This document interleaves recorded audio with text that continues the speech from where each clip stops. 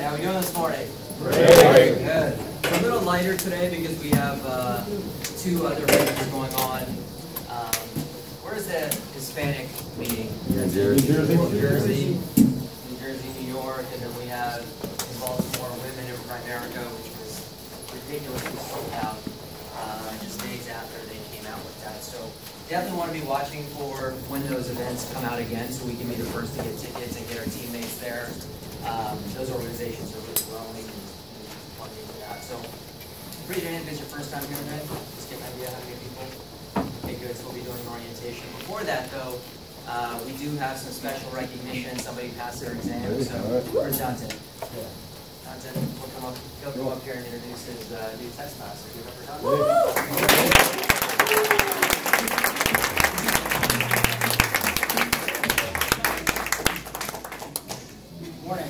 I'm really excited about Stephanie. She's actually been a client, and her mom, coincidentally, was in A.O. Williams years back. Wow. And she came to our big event probably 2 times ago, and she had the book of Art Williams on the Saturday morning post, right? And we've been coordinating and talking this whole time, and we talked about making money. We sat down and we just put together a game plan of being in a position of just making some money part-time, government employee, but she's excited to come out here and learn this business and to really help out. So do me a favor, give me a huge round of applause for Stephanie.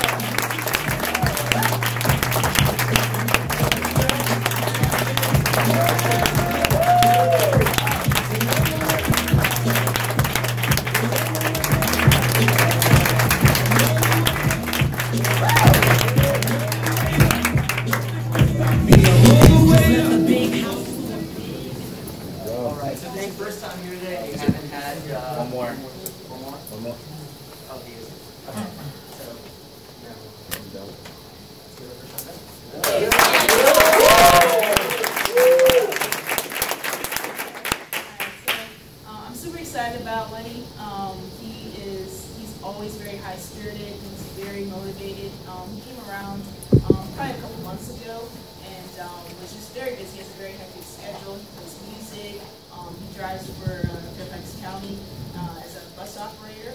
And so he came into the business just looking for an opportunity to be able to retire and have the money that he wants and not have to work till 70, 75. So he came in and was a little nervous about the test, but we just kept him motivated. And he called me earlier last week and was like, hey, I just want to take the exam. Let me go ahead and take it. And so he didn't really take the simulators and everything like I wanted him to, but he went out and took it and passed the first time. So he's up for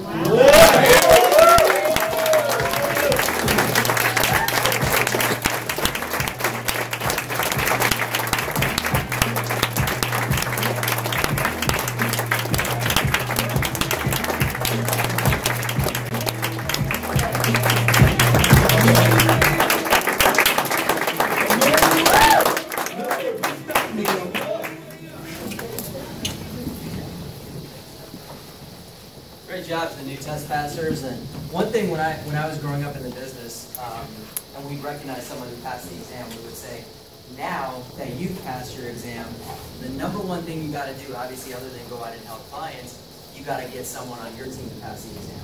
That's what Primerica is about. It's about building your own business.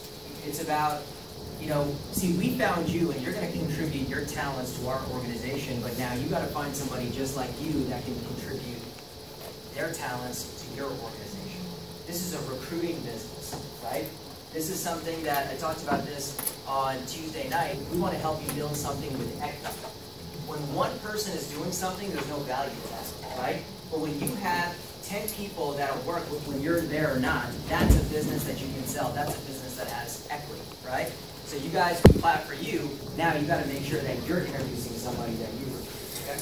So if it's your first time here today, you're going to be in the back for my orientation. And if you have not seen my video, we're going to have you go in the back, and then we'll do that for you guys. So give it up for our new guys.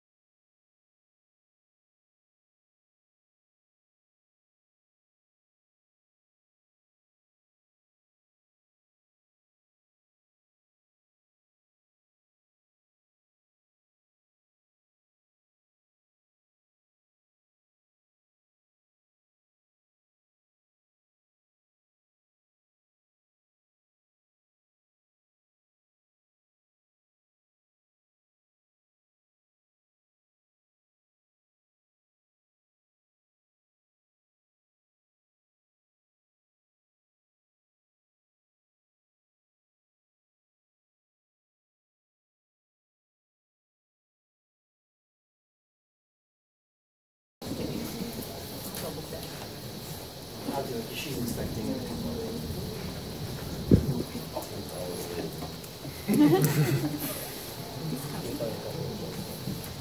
Good morning. Good morning. How's everybody doing? Great.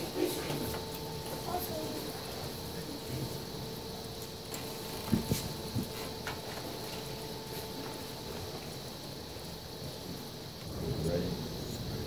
All right, we have a great training here this morning. I had some talk to me before. And we're glad that you guys are here. Now, obviously, Samir alluded to this. He said there's two events going on this weekend. There's the Hispanic Council meeting, which is in New Jersey, and the Women in Primerica, which is in Minneapolis. And, the Women in Primerica event sold out right away. It was very difficult to get tickets, and then the Hispanic, I'm not sure how the tickets went with that. And they traveled, yesterday was a 2-day event, and the Women in Primerica still one day. So. But, that being said, we probably had 25 people go to both the events, so if you're here and you're kind of new, the training is a little light today, right? But it's not just because of those events. It's because we didn't do what we needed to do to get people here, and some people are just not focused, and that's okay. I'm not, the choir still shows up at church, so I'm not trying to preach to the choir. But one thing about me, this is just me personally, Kelvin, I don't know why I am the way I am, but I'm a little insane. A little bit. I think you gotta be a little insane to win.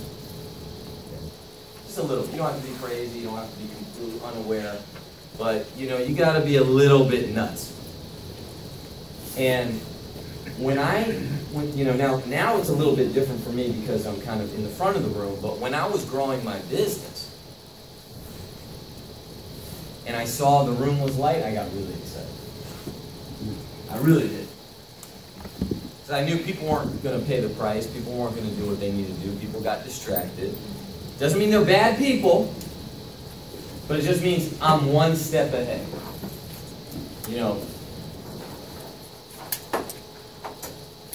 At the gym that Samir and I go to, right, because I'm still workout. Right, Don?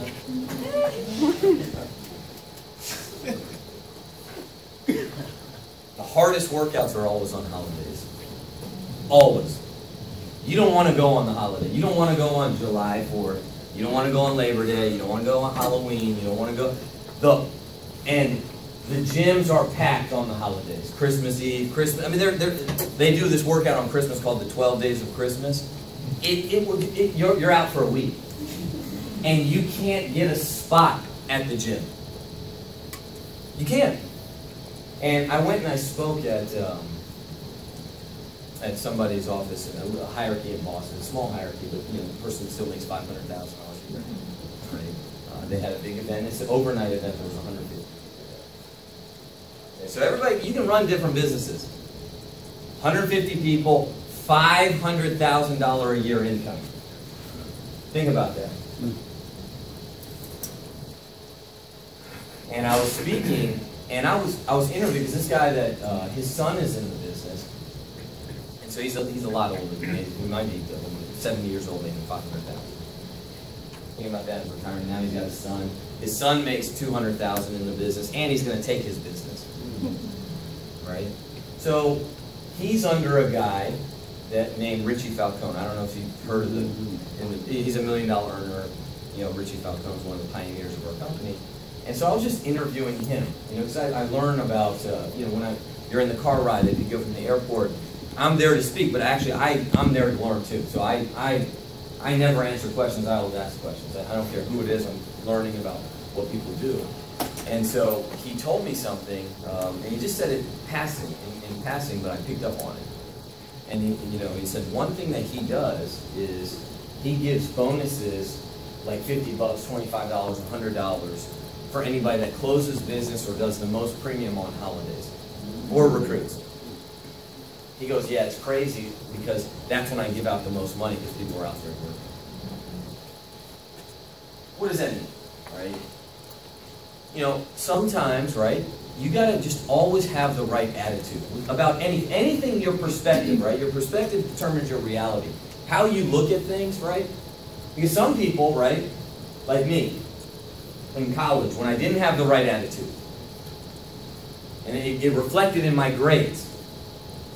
And we can always say college is BS, which I do believe, okay, in the real world. But your habits are not BS. And I can say, yeah, well, I have 2 degrees. I did graduate college. And I can say, well, you know, college didn't prepare me for the real world. That could be true. But I got bad grades because I had terrible habits.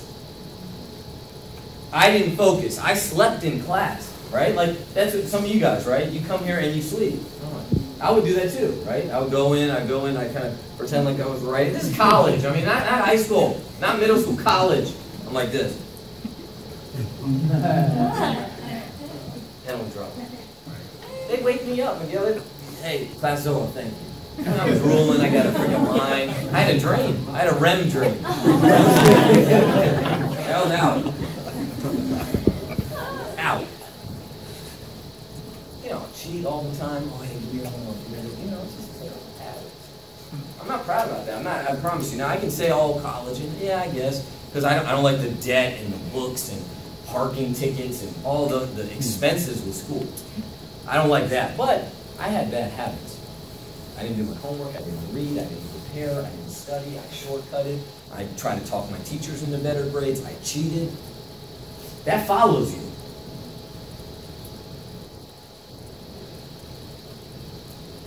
And I am a firm believer, sometimes you have to do things you don't want to do to get what you want to have, right?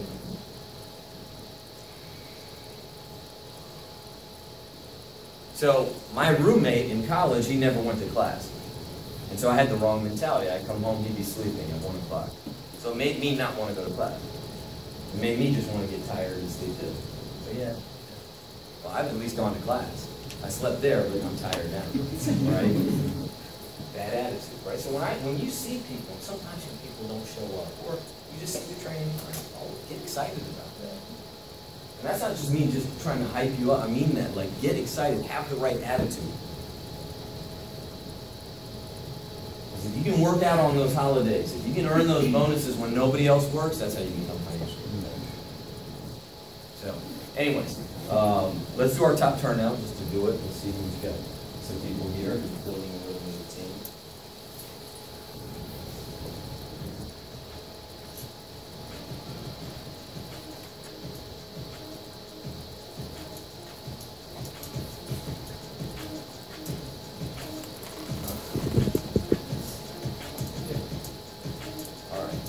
Who is district and below? Stand up.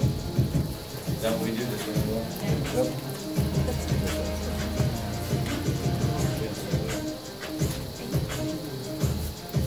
All right. If you have one with you, stay standing.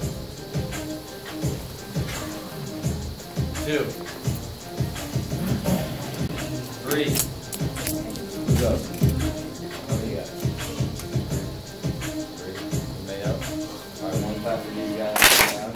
All right. Division leaders, stand up.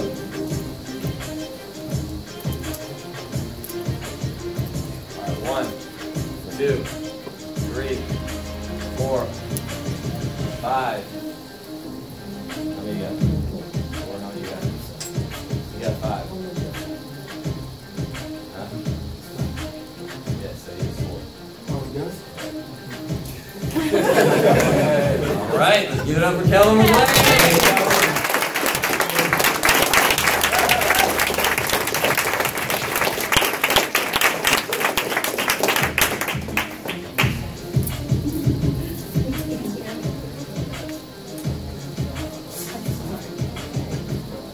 All right, regional leaders.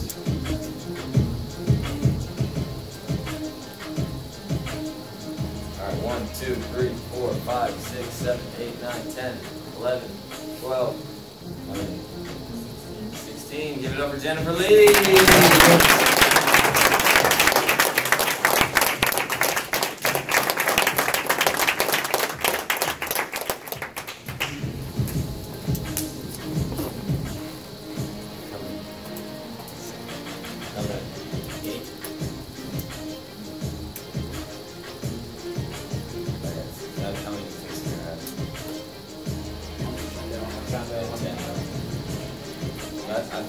All right, awesome job, A shop. All right, so let's start our training. Little history lesson. Okay, just so you can kind of understand a little bit. I built my business the first time when I was a little bit younger and out of the market. Right? Who's brand new here? Who's not licensed? So a handful of people. Okay, that's all right. This meeting is for you guys. It's not for these guys. I'm serious. They really have a lot of problems, right? Like they wake up just with problems. That's what it is. They call, like I get calls from my young people, and they're like, "Yeah, my car got towed." I'm like, "This shit still happens." Like, what? I can't find my car. I'm like, what? What? Oh my God! I feel like I'm 16. Where is it? You know. I didn't know that still happened to people. So I was not in the market. Now I'm in the market, right? I'm married. I have kids. I have a house. My kids are involved. So everybody that I know is for the most part married, or kids, or family people. So it's very easy. It's a lot easier for me to get appointments. So when I started and I built my business the first time around, because there's different phases, always remember, right? You're going to build it different ways, you know. Every new direct, Elsa, is in essence a new business. That's what you're doing. You want to diversify your business, you get a new direct. Some are older, some are younger, some are women, some are men, some are, you know, educated, some are not educated, some are PhDs, some have credibility, some don't have credibility. You want to grow your business, you add a new business. A new business is a new direct. Always remember that. So when I started, I built my business doing a lot of interviews. I found that came easy for me, Miguel. I would call people that were either looking for jobs or looking for work or business cards that people wanted to do business. And, you know, I'd call people and I'd set up interviews, and I usually set up 5 to 10 interviews every single day. And many people didn't show up. I would say 50% of people at least did not show up even for the interview. And then the rest of the people would show up, and I'd give a recruiting-focused presentation. They called it an interview or an eye-opener, and it was a chess match. And I learned how to explain the concepts and recruiting dialogue and answer questions, and then recruit people to, 1, where I was going, and 2, away from where they are. Okay? Always remember that. When you recruit somebody, you recruit them to where you're going, but more importantly, away from where they are. Not to where you are. Okay? What do I mean by that? Some people say, well, I'm not successful yet. I'm not making a lot of money. When I started, I met people, and Dante's one of them, right? I met people in my mom's house. We didn't have an office. So I'd have meetings with people in my mom's house, and they'd come over, and it wasn't my house, it was my mom's house. My mom would come in, my mom ran a home daycare, right? So they see a bunch of kids everywhere. Then they lead down to a basement, and my basement's not well lit, okay? And someone, I mean, this is it, right? These are the tiles. Some of the tiles will be missing. There'll be cobwebs. I'm not joking. If you go in there, that's it. My parents are, they're hoarders. So, I mean, they're getting bad too. As they get older, it's worse. So we just have junk everywhere. And I'd sit down, I'd have a little coffee table, and I'd say, hey man, this is what I'm going to do. I'm going to do this. We're going to do this. And I'd answer questions. I'd look people in the eye, kneecap to kneecap, belly to belly, eyes to eyes, nose to nose, toes to toes. And I'd give an awesome presentation. Some of them would like it, some wouldn't. Some would say, hey man, I like what this is about. I like your message. I like the enthusiasm. And I'd give the same enthusiastic presentation for everybody. And some people would say yes. And some people would say no. It's funny, I don't remember the people who said no. Right? And every morning, I'm very net worth focused, right? So every morning I look at my net worth, and I really don't remember the people that said no. And I never, it's like, remember that guy who quit? No. I don't remember him. Who was it? Why would I remember that person? Now, I might remember them when I see them, right?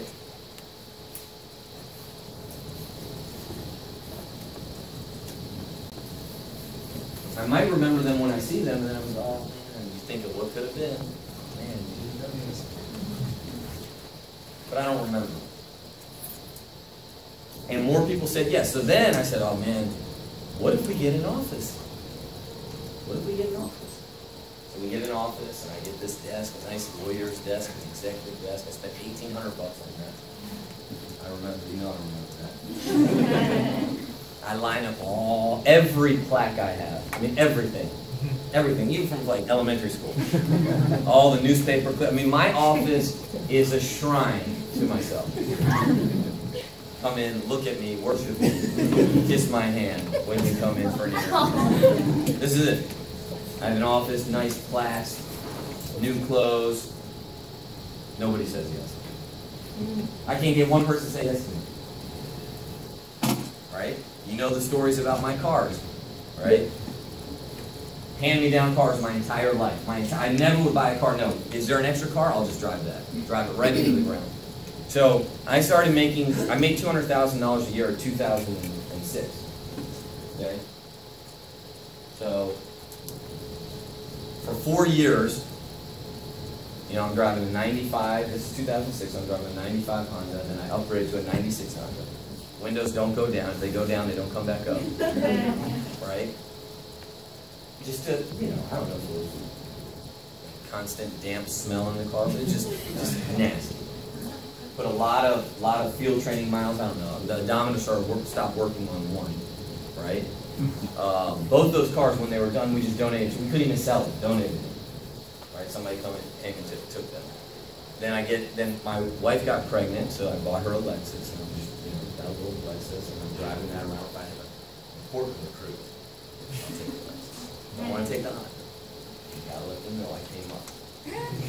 Pick them up. Don't even say, hey, just come in. Hey, would you like the heat on for your seat or there? You know, kind of volunteer all the information about the car. Nobody says yes. Nobody stays around. Because always remember, when there's marble floors and there is, you know, cherry oak wood, the opportunity's already gone. This is what an opportunity looks like, right here. Beat up cars, old office, district leaders, division leaders, trying to win, trying to fight. That's what opportunity is. You go to Microsoft and Apple, the opportunity's already gone. The opportunity is when they were in the garage and they started their first location. Now, I'm not saying our opportunity's gone. It's not. But it's all in your mind. Always remember that. And interviewing people and getting my juices flowing, talking to people, talking about the purpose of our company, who we are, the mission of our company, my personal mission, and then finding out a way to navigate. Because, see, here's what happens, Miguel. You'll ask one way, they say no. You got to go another way, right? See, if someone says no to life insurance about something, I'm going to ask a different way. Because I know if I get that check, I'm getting paid tonight. You don't get paid to recruit somebody, but you get paid when your recruits are productive. So it's a long-term thinking. So if I want to hire you and you say no, that's okay. It just means try to find another way. Get a little creative. Find another reason for them to start. And if you get good at that, you can have a great business. 400 agents. So someone who's, I think, has made some really good adjustments. And, you know, somebody that, and I'm not trying to be funny about this. I know if you guys are in my meetings or you've been around for a long time, I make fun of Matt a lot. Okay? It may seem like I'm making fun of him, but I'm not. I promise this is what I'm, you know. And so there are a lot of guys that I make fun of a lot, right? Like I saw Josh's haircut today. But then I'm just jealous. Man. He has hair, I don't. Because yours will always grow back, mine will not. But I was like, who is that? But this is not a joke about Matt. See, sometimes people feel in order to recruit, you need some crazy personality. Matt was a computer science major. Yeah. Right? Before he started. And even if you're interested in people or interested introvert, which means you're interested in people and you ask the right questions and you have a good process, you don't need a, super egregious social butterfly personality to recruit people. You don't. Okay? You need to be sound in your fundamentals. You need to be consistent in your work ethic, and you need to believe in our opportunity.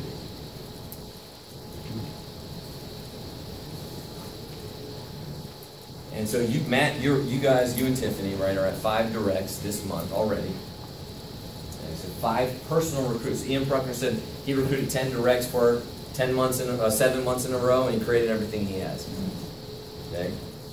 And so Matt is going to go through the recruiting presentation, some of the slides that he really emphasizes. Can you see, buddy? There's one right here. Come up here.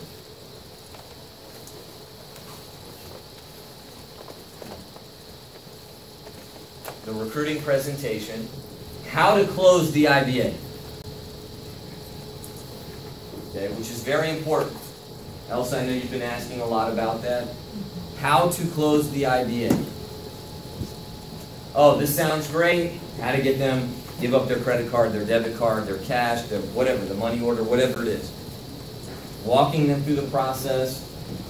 How to manage the expectations up front. Use some of the closing slides. And doing just a great job. 5 personal recruits. Let's give it up for RVP Matt Peterson.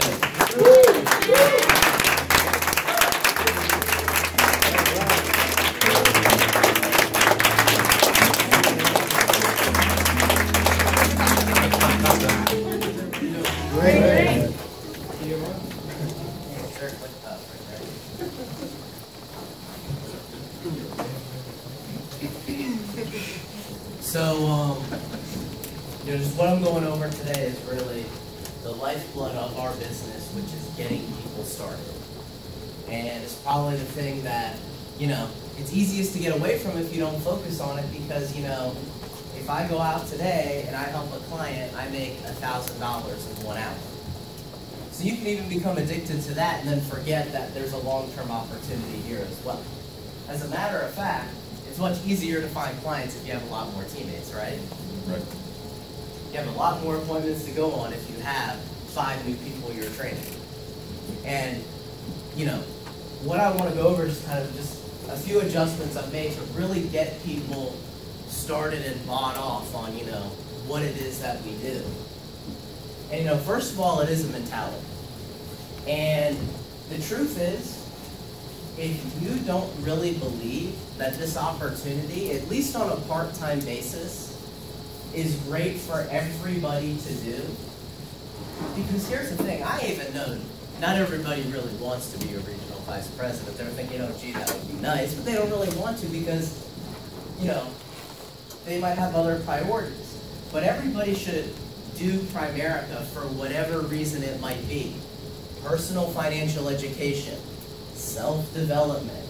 There is thousands upon thousands of reasons why it is better for somebody to be involved in our company part-time, and no matter what field you're in, no matter what you study, Primerica is good for you. And you need to believe that and understand that, and nobody has a negative experience, walking into our meetings.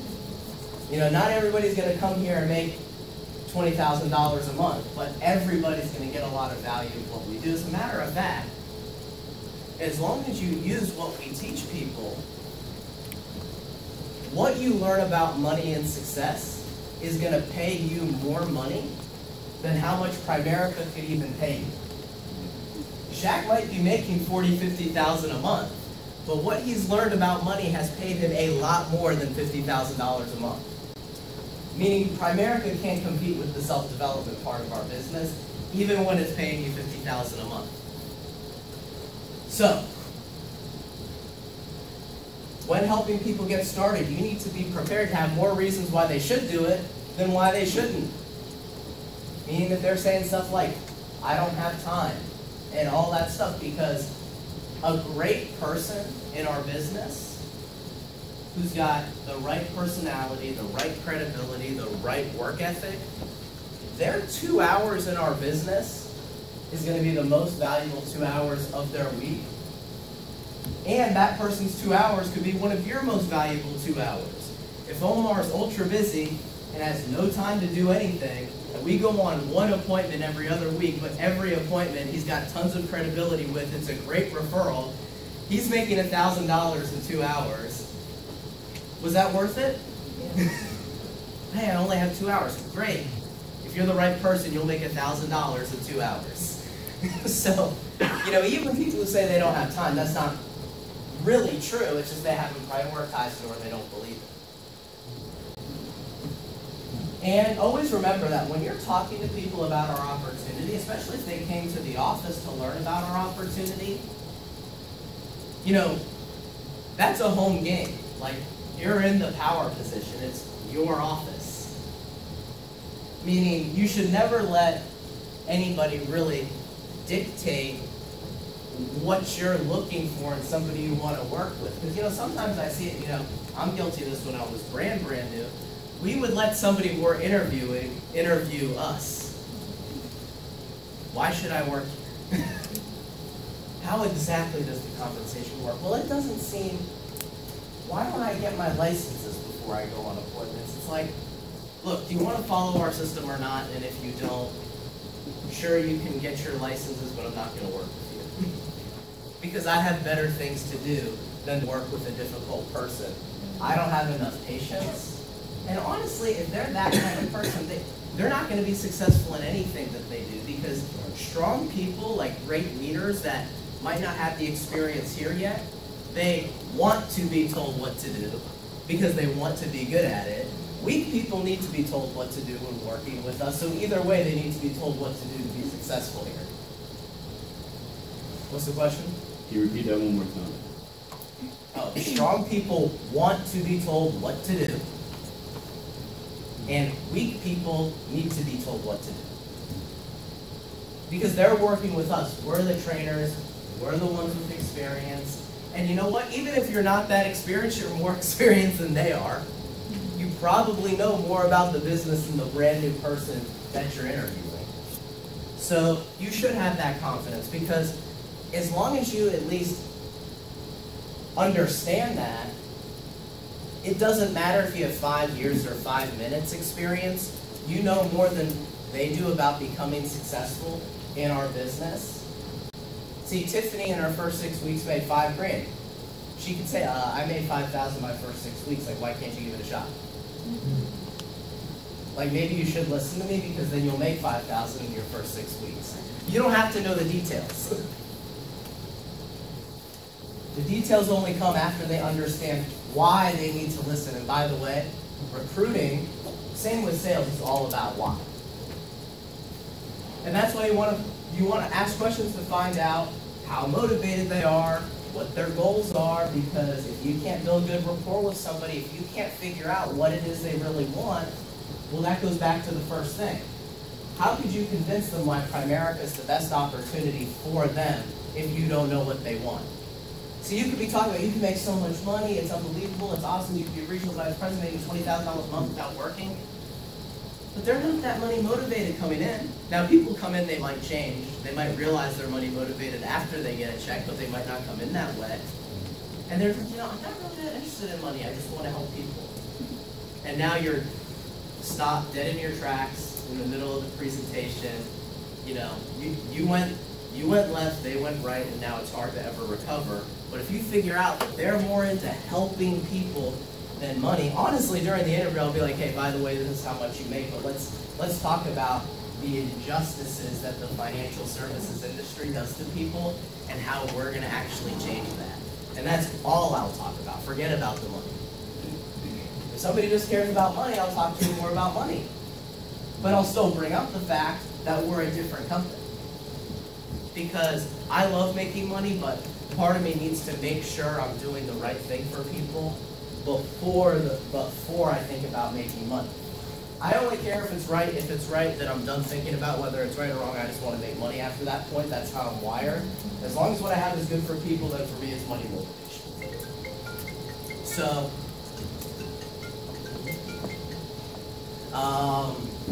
what was I saying? Okay. So, but for other people, they're wired the exact opposite I was. Money's nice, but they just want to help.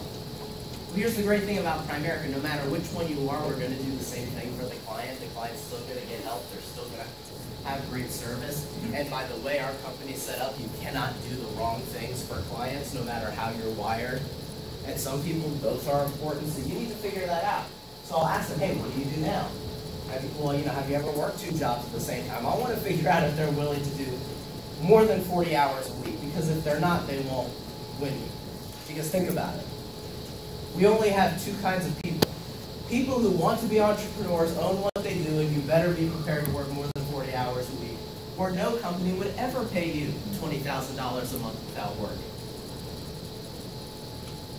As a matter of fact, in the corporate world, if you're making $250,000 a year, my dad's friend was making $40,000 a month. He actually quit his corporate job to go start his own business. So that should tell people something about how terrible the corporate world is. If you're making $40,000 a month and you still want to leave. But that guy literally had no life. Deloitte owned it. Like, he was property of Deloitte. I think he actually signed like an indentured servitude agreement with them. His phone had to be on 24/7. There was no hours. His hours was, yeah, you can sleep a little bit, but then you're working. So, why would, if you're not willing to pay a price at any point, how could you ever be that successful? So, hey, I want to figure out if they're willing to work more than 40 hours a week if they're not working at the current moment. But if they are, hopefully that's why they're here. They're already working 40, they want to work an extra 10. Because if they're unwilling to do that, interview's over. How old were you when you had your first job? I like asking that question because typically people who are entrepreneurial started working probably 16 or younger. I mean, I got my first job at 15, and I would do other things here or there to make money prior to 15 because I wanted to make money at every point. I hated going to school. I wanted to make money. Somebody said at 12 years old, hey, you never have to go to school. You can just go here and make money. I would pick that one.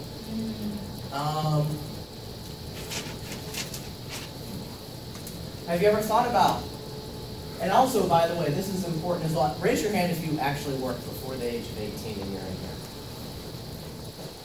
See?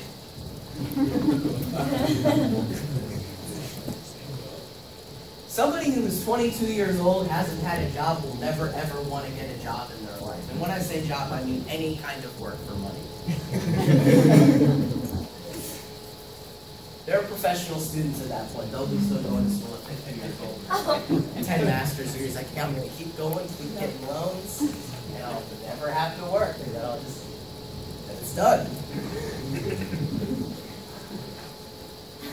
Have you ever thought about running your own business? And assuming we find a mutual fit, you're working here part-time, how much money would you expect to make and how much time would you invest? And the reason why that's such an important question is people come here with very different backgrounds. See, I came in making, probably after taxes, less than probably $1,000 a month working retail. If I can make $1,000 working 10 hours a week, I'm already excited. And to me, it shocks me, like, how little people in those kinds of fields make, and then they don't want to do this business. But hey, that's why they are where they are. But, it's, like, it didn't take much for me. Where I was, I probably couldn't have mentally seen $4,000 a month right away. I mean, I know I could make it at some point, but that was 4 times more than what I was used to making. So you have to recruit people to where they're mentally at. Isidro works a full-time job, has a business. He might say, this is only worth my time if I make 3 to 4. But you know what? If his mentality is already there, he's going to make 3 to 4. Because, so both answers are true. Both of them can make either income because people are only going to make what they can visually see themselves making. Because they're going to work the exact amount they do to hit where they mentally see themselves at. And would you consider yourself competitive? See, all of these questions, though, are designed to change the interview from a presentation to a conversation. Meaning, I'm going to still talk about what we do, but I want it to be a conversation because the more they're talking about why they dislike their job, why they're looking for extra, why they want to run their own business, they're recruiting themselves. I really don't need to say that much. The more you're talking, like, and if you try to get really excited and kind of like present harder, that's not going to work. If you get them just talking about, you know, why they're looking for a change, whatever that might be, that's going to be what gets them to join. These are great questions to kind of get them thinking in that mode. And if you find the right question to ask them, you might not need to ask all of them because you don't want to waste too much time with rapport. Because if you ask one right question and then, you know, I asked Raj, you know, have you ever thought about running your own business? He's like, yeah, when I was a kid, I tried to do a landscape company, then I did this, and then I did that. I'm focused on doing that now. It's like, I don't need to ask anything else or else we'll be there for 30 minutes just doing it. But other people just be like, no, not really. I need to go find a new question. That's the whole purpose of that. Get them comfortable talking with you, and that means when you're presenting, they'll actually be conversing with you instead of you just presenting to like a blank stare. And then nodding along, yeah, I get it, yeah, I get it, yeah, I get it. That's bad if they're just nodding along. And the real recruiting tool is I honestly think it's our personal story and also really our company story as well. Not every detail of our company story. And you know, a great personal story has, hey, where I was computer science, quiet, shy, and introverted. You know, I'm building a business now. I'm going to have 5 new offices in the DC metro area in the next 3 years. My business is going to have $1 million a year payroll to it. And I've said that so many times that I can just say it without thinking about it. But, you know, where I was, where I am, where I'm going, people need to know how they can fit into your vision. Why am I looking to recruit Mike? Why am I looking to do that? Well, that's why. And is your vision actually big enough to recruit somebody? Hey, I would love to make an extra $2,000 a month, part-time. Mike, would you like to work with me? That doesn't sound very compelling. Because they're like, can't you just do that yourself? And that also lets people know that you don't need a finance background. Very few people in here actually, if you studied or worked in finance before working with Primerica, raise your hand. So we have a very small group. That should tell you something. Hey, if you studied finance, great. If you worked in finance, great. But that's obviously not the make or break in this business. And most people coming into the interview, that's exactly what they think. I even sometimes say on the phone when I ask somebody, hey, what's your finance background? Oh yeah, I studied finance all throughout school. So I'm like, oh, so you've actually never worked in financial services? And they're like, yeah. Okay, great, I'm not really concerned with a huge amount of finance knowledge. Basically telling them it doesn't matter. So, let them know what excited you about the company, how it can help you get to where your goals are, have that clear goal and vision. And you also want to talk about our company's greater purpose. And Samir, in the full-timers meeting when he was talking about the book Start With Why, you know, that is bigger than anything else. Like, he was talking about, you know, the worst company in the world, Apple. Because they love ripping off people with overpriced products that you can get for half the price. But they're still the top-selling company. And you know what? They're the biggest company. They're the wealthiest company. I only give Apple a hard time because I don't know now. If I owned Apple, I would be 100% all Apple. I'd be worth like $900 billion. So yeah, I would love Apple if that were the case, right? But in reality, what he was talking about, Apple doesn't even have a unique product. It's actually inferior. Like, if you talk to any techie, they'll go through why it's behind the times. But Apple has a mission that their products are going to make people's lives better. And that's all they talk about.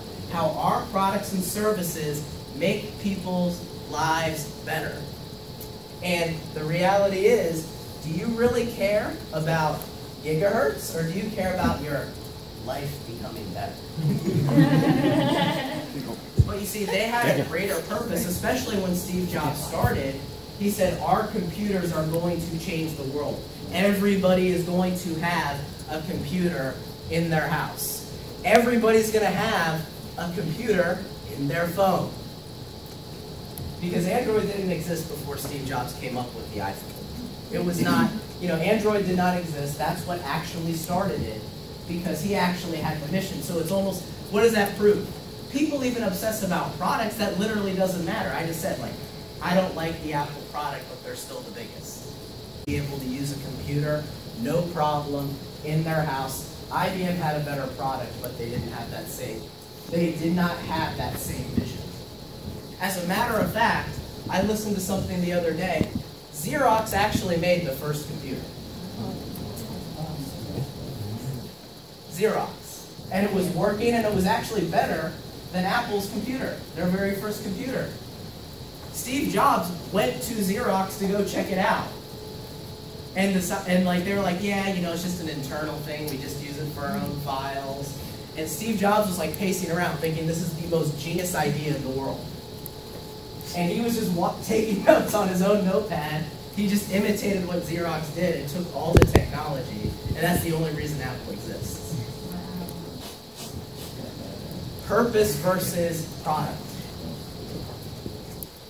Xerox literally didn't know what they had. It was ahead of the first Apple in every way, shape, and form. And Steve Jobs literally took the idea, made his own, and who here knew Xerox made the first computer? Very few. You see, and what is our purpose? Well, we were founded by a high school football coach whose mom got ripped off by an insurance company. Not kind of ripped off, totally ripped off, because you know what? He was a statistic. His dad did die. His dad left his wife with only $10,000 when she should have gotten $100,000. That's a huge purpose, and that story tells you a lot more than any statistic could ever tell somebody. That story should move somebody way more than a stat should, because all somebody needs to hear is wait. And I say, this was back in the 40s. 100,000 back then is like 700 grand today. Imagine an insurance company knowingly stealing $700,000 from a widow. So I talk about that every single time, and that's going to do more than a technical proof, which is what I would love to do, on why Primerica is better. So, and then from there, I just kind of have this slide here as kind of more of a placeholder. I spend more time, if I'm interviewing somebody, talking about the compensation. Because why are they here? To make money. See, if I talked about the mission and the purpose, do they really need to know quite all the details yet? I'll finish the rest of the presentation, I'll go through, hey, we calculate their net worth, rule of 72, compound interest theory, because I want them to have some detail, a little bit of detail before they leave about our purpose. But, compensation is where it starts. I'm not going to go through the compensation slides in too much detail because that's just memorizing the presentation. That's showing them, why we make money.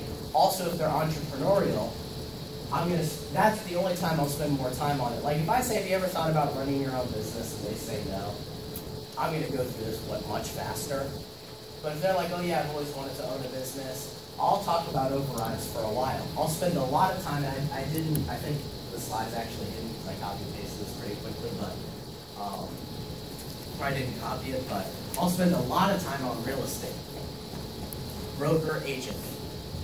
It's so important to do because you're describing to them exactly what they wanted. And you see, the company has two purposes. Purpose number one is stopping families from getting taken advantage of by financial services companies, or getting no service at all because they don't have enough money. Our second purpose is creating more financially independent people than any other companies through the form of our business opportunity. Primerica has more people that make $100 grand a year than Microsoft, Apple, and Google. We have more people that make $1 million a year than those companies. And they're big companies. A $3 billion company, which is actually as big as it is kind of small, has 82 people that make $1 million a year. That actually backs up the fact we're all about, you're actually an owner here. Can you repeat that? I'm going to expand on it just a bit. I think that's huge, because I did have a slide about how many millionaires and 100K others. And there was a guy, and I don't know what his context was, or if he was just assuming with 120,000 representatives, that there should be a bigger percentage of millionaires, 100K, 150K people. So that's excellent to have that comparison to Microsoft. I would just ask, because they have less employees, that's why they would say that. Because a lot of, they don't have 100,000 representatives. Like Walmart has more employees than we have representatives, but Walmart also pays everybody minimum wage. So, they have a few people making a lot in Walmart, then everybody else makes minimum wage. So, 100,000 reps is a lot, but it's not like more than any other company or anything like that. But I would just explain it really rationally with them. I'd be like, hey, do you know anybody with a real estate license? And if he says yes, I'll be like, okay, great. Are they part-time in it? Hopefully they are. I'd be like, he'll say yes or no. I was like, well, most people that have their real estate license are part-time, and they might use their license once or twice a year. So if you take the sum total of every real estate agent in America, how much does your friend with the real estate license bring down the average income? Because he just has his license for fun. Of our 120,000 licensed agents, over 90% of them are part-time. And of that, a lot of them are actually spare time, not even part-time. They have their license because they love how we help people. They think what we do is great. They understand insurance and investments are very profitable as well. So they don't even have to work. They can accidentally find 2 clients a year and make an extra $3,000 a year with an extra 5 hours a year. But do you think they bring down our average? And most people in our company, that's why they join. So when I tell people this company's not for everybody, that's how much I really mean it. But if that's all you want to do, hey, great, that's for you.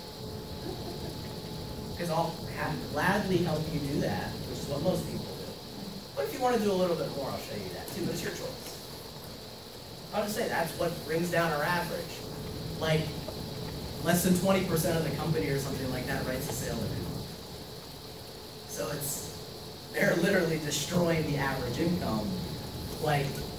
If they took the actual active agents that, let's say, wrote 5 sales a month or more in the company, the average income would be through the roof. The ones who are actually doing something. Actually, even just 1 sale a month, income would be through the roof in terms of average. But they have to look at everything at a blanket perspective. But if they could, for a day, just take out all the agents who don't write sales in the whole year and just say, yeah, we only have 50,000 agents instead of 100, the income would be unchanged in the company. And then the average income would probably go up 3 or 4 times more than it is. And it's already $6,000 a year, which is pretty crazy because a lot of people do a lot more time-consuming part-time jobs for $6,000 a year. Other business opportunities that has it on their website, their average revenue is $80 a year, but they paid $1,000 in getting junk. So, I'll spend a lot of time on this. If they're entrepreneurial, I'm going to talk about overrides because our other mission is how you can run a business, how you can have a team, and how you can have freedom. Younger people is probably better to spend a little bit more time on this, and then I just temper it with, hey, we're doing the right thing. For somebody who is in our qualified market especially, I'm going to talk more about our products because I'm thinking, you know, not our literal products, but what we do for families as a client, because I'm thinking, I'm interviewing this person, I just learned, you know, Kelvin comes into my office for an interview, I'm like, oh, he's married. I'm talking all about our services, a little bit about the opportunity. Because at bare minimum, I want him to say, I'm not totally sure yet, but this seems interesting and I want to do it, but I definitely need one of those F&A things. Because you know what? If I go to your house, I do an F&A, you get insurance, you put money in a retirement account, and you were already interested in joining, now what are you definitely in? Because a client is way more recruited than an IBA. And you know what? If the other thing happens, if I show him what he does, he's a happy client, well then, you can have, then he'll still be financially independent anyway, it'll still take longer.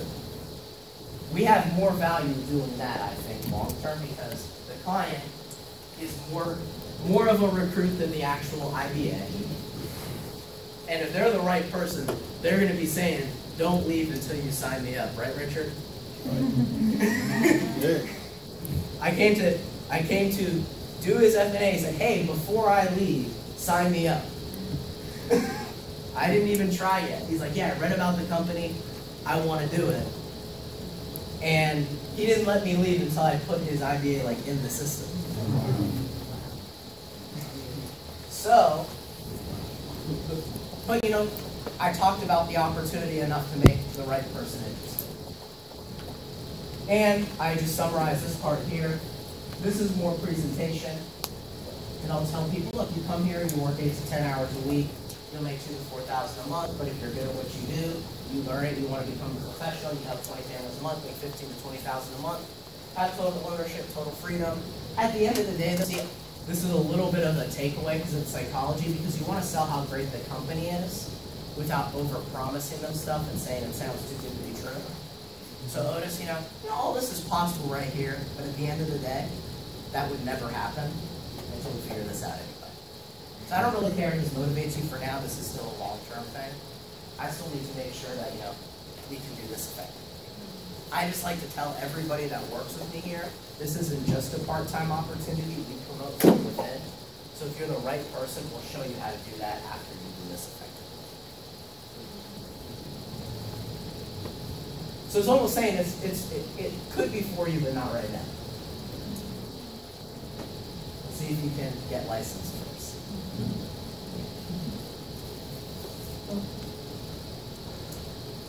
So, and then I go through how much money people make in the company. The statistics speak for themselves. 82 people making $1 million a year. And if you really look at the details, you can go to Morningstar and it goes through our executive pay.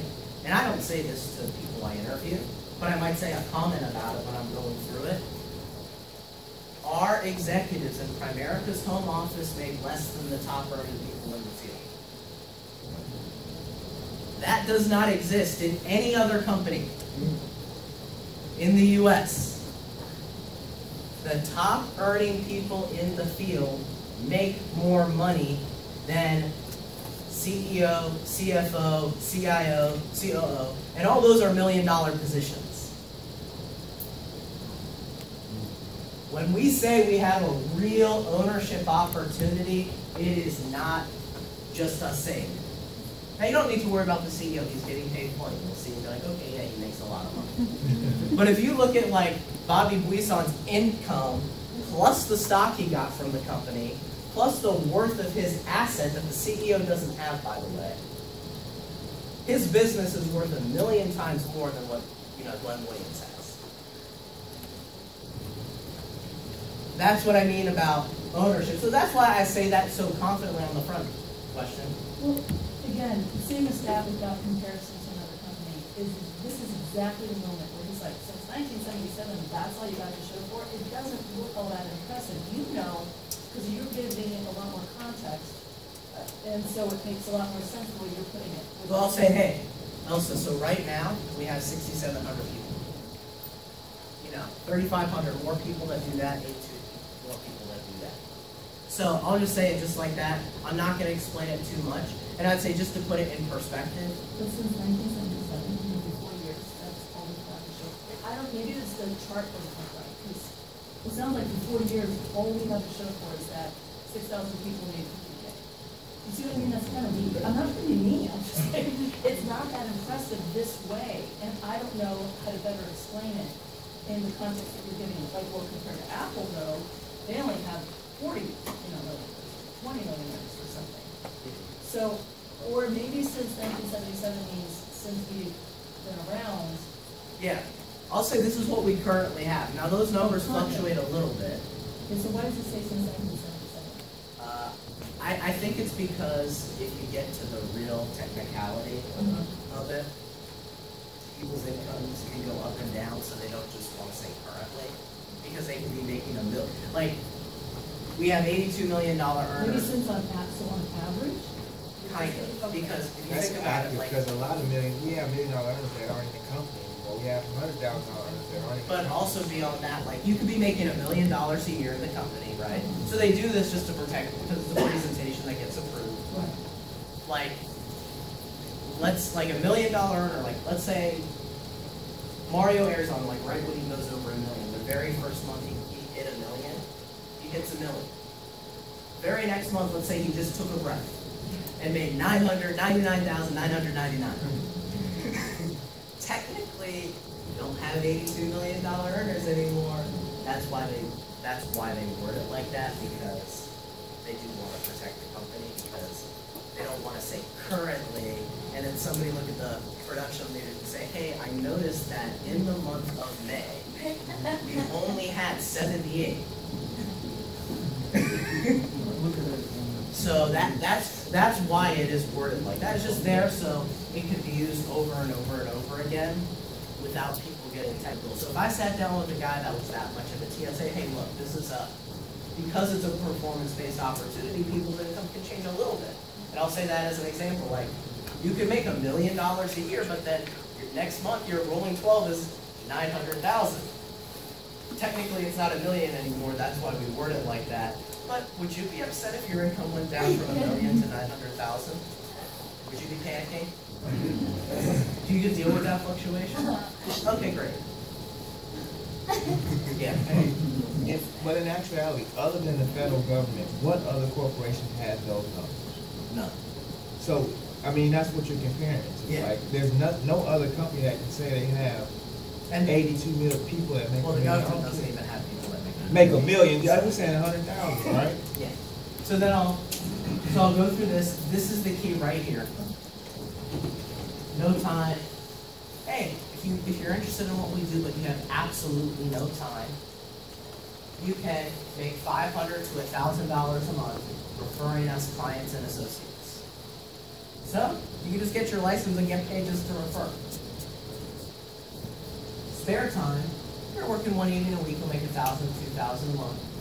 Part-time, $2,000 to $4,000 a month, 2 to 3 evenings a week. So, Otis, which one interests you the most? No time? Okay, great, awesome. So you would love to make an extra $500 to $1,000 doing absolutely nothing? All right, well, we can help you get licensed and you'll get paid to refer us. I'm not going to fight that. If they say part-time, great, we'll help you do that. And this is what we promise when people give their best effort for 90 days. You know, worst case scenario, we become very educated about money, feel really good about helping others, and make a minimum of $1,000 to $2,000. And you just realize that this just is not your career. This is not your calling. And you know what? I think there's no shame, Otis, in just trying something for 90 days and realizing it's not for you. Because we still helped people. You still made money. We built a great relationship working with people. I mean, who lost? It was a total win situation. But you see, I think there's a lot of shame in thinking if something might be for you, and you decide not to do it because, you see, best case scenario, you found something you loved, you believed in, you're making $2,000 to $4,000 a month right away, and you have a hard time sleeping at night because that's the same amount you make full-time working retail, right? So you see, what blows my mind sometimes is people get so worried about, well, what will happen if it doesn't work? Well, this is what happens. Did you think that's bad? If it doesn't work, this is where you're at. And the same place you are now, because I didn't tell you to leave, right? Your job. But if you never even get it a try, give it a try, well, what could you make? Like, what would happen if it does work? This is what happens if it does work right away. And you know what? If it really, really, really does work, you could be making $20,000 a month without working. So there's absolutely nothing to lose, but if it is for you, that's all you lose. See, I would rather try something and fail than wonder if $1 million opportunity was really for me. And if that's the worst case and best case scenario, can you really see any reason why I wouldn't want to at least give this business a try? All right.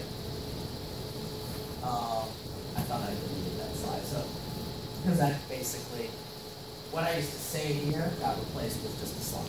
So, explain the process of getting licensed. I'll say, hey, let me tell you how the process works for this. First, we're going to send in a background check, which includes an initial deposit of $185 when we get your study materials. Then we're going to schedule your licensing class. After the licensing class, you'll be able to take the test and be licensed in 1 to 2 weeks. So, do you have your driver's license handy for the background check? That's it. There's nothing more to it than that. So do you hold the extra $60 or do you? No, I'll break it down. I mean, I'm going to try to get $135 right away because that's the IBA and the licensing class. And then I just have them schedule the test right after they come out of class. How effective is that? What? Has that changed at all as far as just being upfront with how much the actual cost is? You could say it was $1,000, you recruit the same amount of people. I mean, by the way, when I actually, because when I've done all the IBAs that I've done so far, like this month and like the month before, all of them on credit cards. So that means they have the money. Because remember, this isn't something, see, that's not a big deal because they're depositing $185 on a credit card that they're going to get back by just passing their test and helping one client. This is not like they spent $185 on their credit card. It's like, I'm going to deposit $185 and then get it right back in like 2 weeks when I did what I said I would do. Well, I would be embarrassed about asking for that. If you were asking for a loan in business, hey, I need a $185 loan to start a business. The banker would think you're insane. So that's why I was very assumptive. Hey, if they want to get moving, let's get moving. And you know what? They'll stop you. See, if they have questions, they have concerns, they have objections, they can still ask them. But I'm not giving them a chance to like, hey, what do you think? Give me your opinion. It's like, you came here because you wanted to make money. You wanted, you wanted to do better than you are now. This is part-time, and the worst thing that happens is you get your licenses and you can get paid for referring people. Like sometimes when people stop me, which is okay, I'll even ask them sometimes, hey, Omar, do you think this is a big decision? I mean, we're paying for the license, you're going to get it back, and you can get paid just to refer us people, so this can really be a small decision. So, what are you so worried about? What do you say to someone that says, let me think about it? I mean, it really depends on where they're at, because I don't really like hard closing IBAs. Honestly, if they say, let me think about it, I probably, in many cases, I don't close the IBA on the first meeting, because I think I don't really get paid for that, and when you try to take money from somebody, you actually withdrew on how much they like you. Like, they'll like you a little bit less because you ask for money and you pulled the money out of them. Now, for a life app, it's totally different. I'm going to see if I can get it because that family needs protection. Right? That's just, they need to be protected. But like, I'll set up the orientation, be like, hey, this is the only concern, move on, set up an orientation, figure out what they're thinking about, and you can really get what they're thinking about if you say, hey, guess what, Omar, you're not going to do this deposit thing. Just let me tell you, tell me what's really concerning you right now. I don't even want the IBA. 3 of my IBAs were second visits. So I'm telling them, I really don't care. Because if somebody said something as ridiculous as like, I'll just give you the money so you get credit. I'll be like, okay, well, why don't you just pay $180 for life insurance? I'll actually pay. So at that time, do you take the opportunity to find out what they want to think about? Yeah, that's exactly what I said. hey, you're not paying today. What are you concerned about? And I'll say it nicer than that, but, you know, I'll just say, don't worry about it. We don't get paid on IBAs. Now look, you might miss some IBAs for that, but that's just the way I do it, because I'd rather have people have a positive opinion about Primerica than they just took $124 from me and I never heard from them again and I never came back. I'd rather, if they're gonna give me money, like let's open up an IRA, let's open up an insurance, if I'm never gonna see them again. Let's give them something of value. So, the IBA is just part of the process, it's not an actual recruitment. That's just how I view it. It's like, it needs to get done, but when it gets done, I could kind of care less. You know, if they're the right person, they're going to do it. If they're the wrong person, they're going to do it and then, you know, quit tomorrow. And they'll still quit tomorrow anyway, but you'll just get it a lot more. So, and then I'll always just try to set an appointment with at least one appointment with them right away. So, any other questions?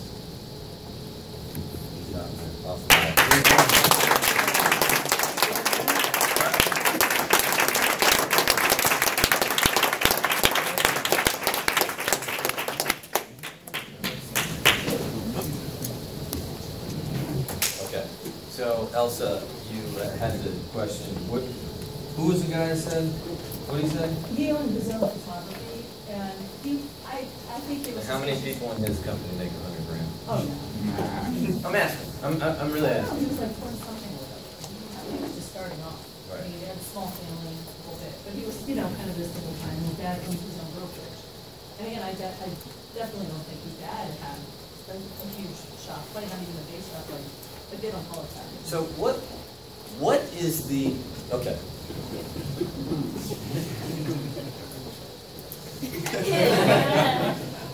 How to reduce that guy for 45 minutes. Dumb shit like that. Okay, let's think about it for a second though. Okay, let's really see. You got to understand, and Elsa, you know, I appreciate the question because I think some people, you know, some people bully you around. I understand. I get that. Trust me. Okay, they did that to me too. Okay, so. You know, where they say these things and it's hurtful. It is. It's not that, and it's ignorant and it's misinformed. Okay? I'm not expecting you to be as confident as me. Okay? I'm not. But I also just want to teach you just a little bit about business because I do have some business experience outside of Primerica, which I know is kind of a different type of business.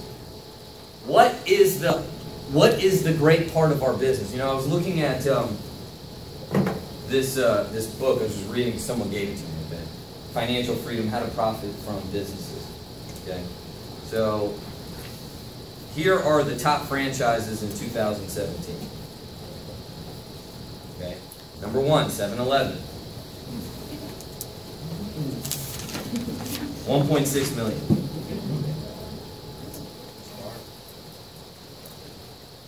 Is that the starter? Yes, the cost. McDonald's, number 2, 1 million to 2 million. Dunkin' Donuts, 300,000 to 1.7 million. Anybody want to get up at 5 in the morning and cook donuts?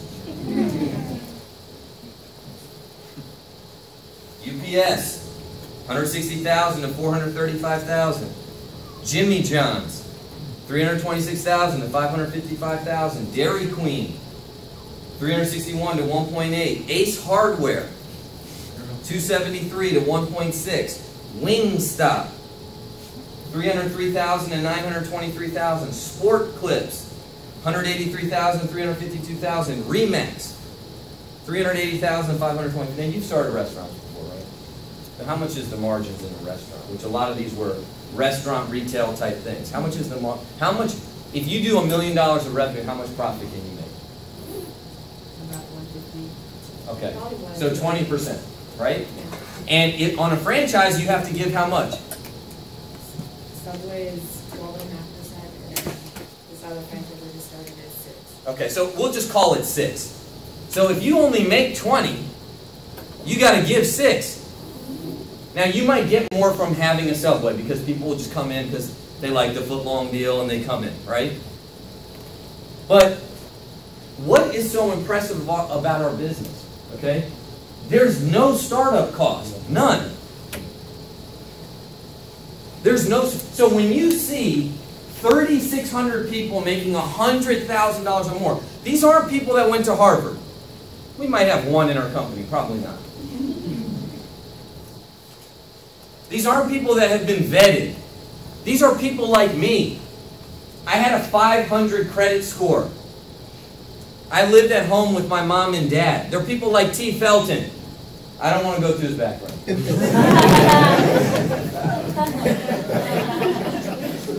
Okay? It's systemic, the problems. You know. Oh my God. There are people like Matt Peterson, a freaking computer engineer, 18 years old. So when you see that, it's like, I understand you shouldn't be impressed, but you know, I had a freaking kid, 25 years old, make $10,000. That's in my company. You can't even step to me. This is my company. Forget Primerica. We're the number one. We have 130,000 representatives. We're a football teacher, a football coach, and a high school teacher started a company, and we're the number one insurance companies in the world, and we're the number one, or in America, North America, and the number one investment for middle income families. And the finance world is the biggest shark companies are. That's Jamie Dimon. These are Sandy Weil, and a freaking football coach from Cairo, Georgia, with us, people like me, started this company. Which corporate America is not. It's friendly to the communities. That you think that's a freaking joke when we show Merrill Lynch wants 250. We're making money with broke people. Who's going to see the houses that you're going to see? So it's not even just what this company and the freaking sheer numbers of it is what our company is. It's like, yo, we're freaking doing community outreach, man. Volunteers won't even do what we do. I'm not saying I don't do it anymore, but I mean, you know, once in a while, I'll go. I shouldn't be in this neighborhood. I should not be in there to keep the car running. I'm gonna go in, run, right? I mean, you remember the? Damn, man. You know, and part of it, you know, and then you talk about the clients that have died. You know, who we insure. You know why our rates are higher? Because middle-income families and poor people, they have higher mortality rates. That's just the reality. They don't eat as well. They live a little bit more recklessly, and we insure those people. You know, my man, Gito, the guy I just recruited, right? We were in the car. I was field training him. And I was just asking him, I was like, hey, so, you know, that's why you always want to field train, right? Because if you're like me, I don't enjoy talking to people that much. I'm introverted. But when you're in the car alone, you got to talk. Right? So I'm like, all right. And I don't talk. I always ask questions. So I was like, he just passed his test. I'm really proud of him.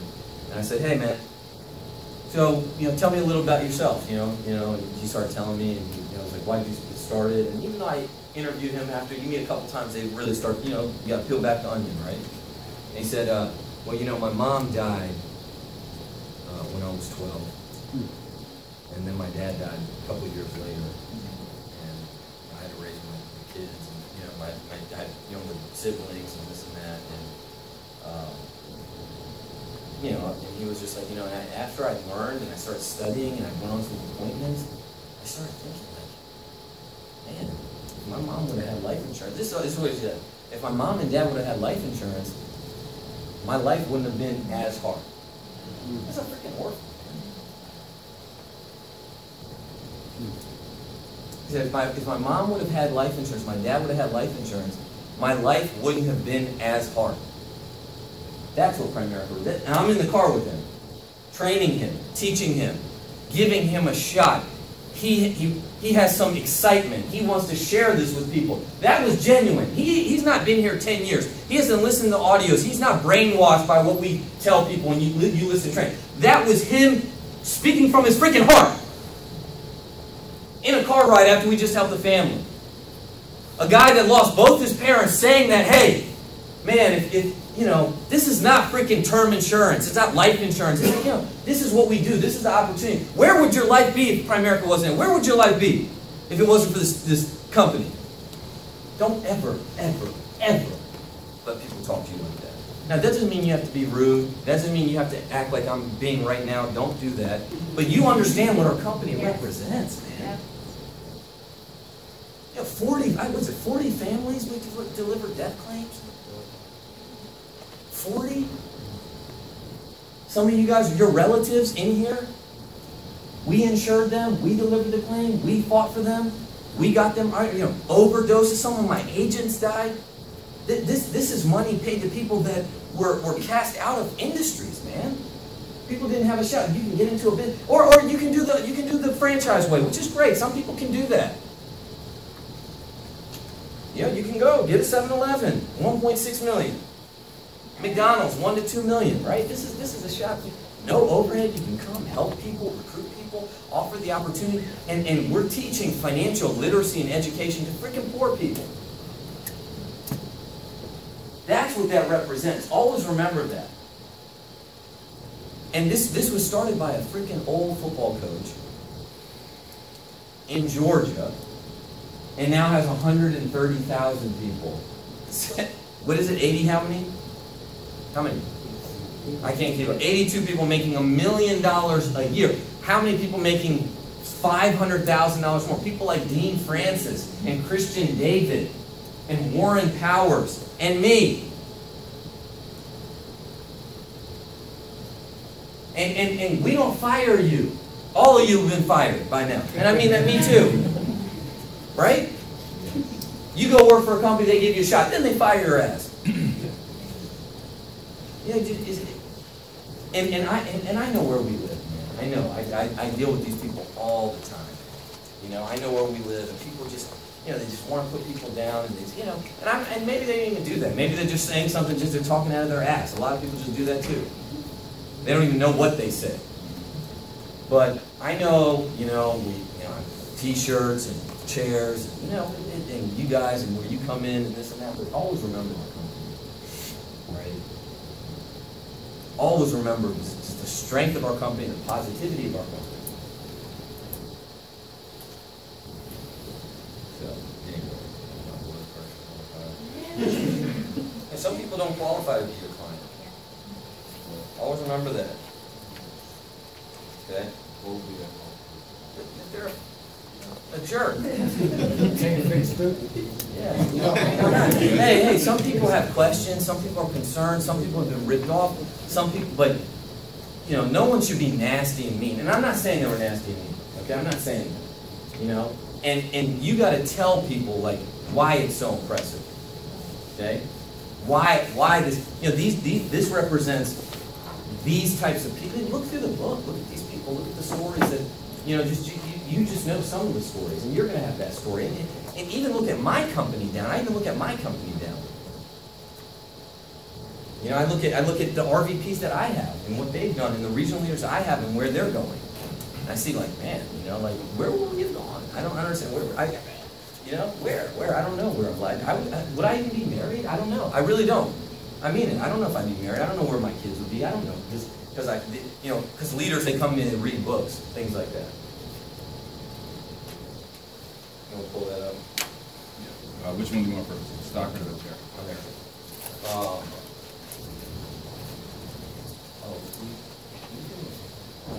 Yeah, we use those my iPad. All right, so I'm gonna give you a little bit of a drink. This is mine. So this is as of to this morning. I just checked. That's me. That's my wife. I got to keep her down. If I had it my way, my wife wouldn't be able to drive me.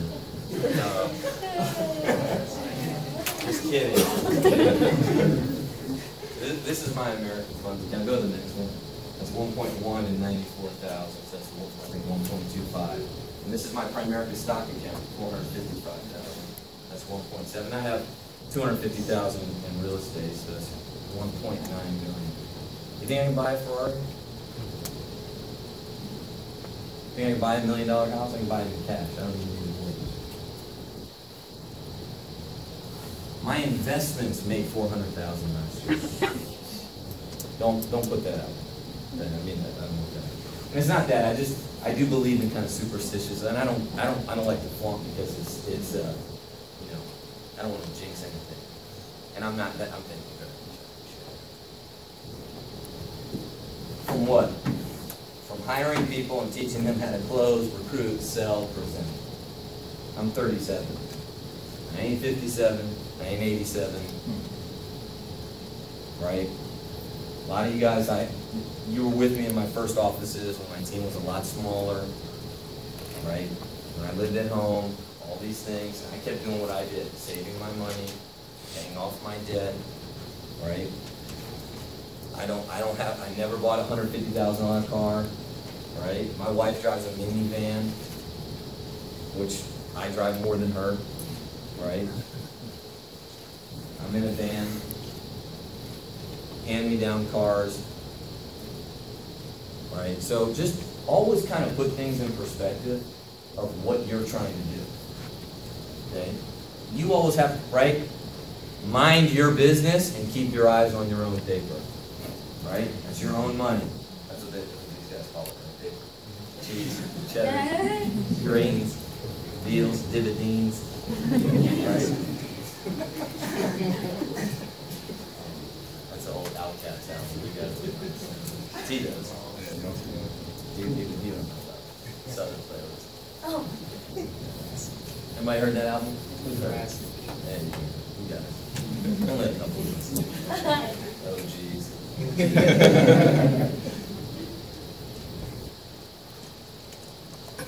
right, close the present.